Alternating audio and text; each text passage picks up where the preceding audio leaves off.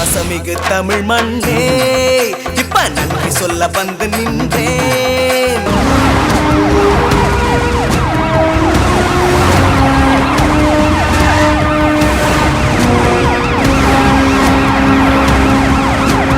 நான் மக்களோட பிரதிநிதி.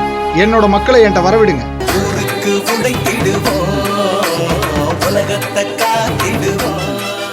எனக்கும் மக்களுக்கும் இடையே நீங்க பாலமா இருக்கணுமே ஒழிய பாதுகாப்புன்ற பேர்ல தடையா இருக்கு.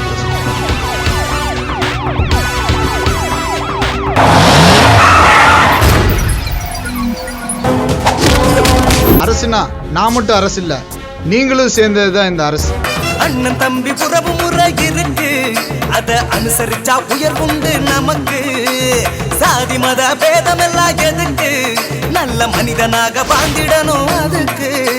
ஒன்றே செய்க, நன்றே செய்க, அதுவும் இன்றே செய்க. பாசமிகு தமிழ் மண்ணே இப்ப நன்றி சொல்ல வந்து நின்றேன்.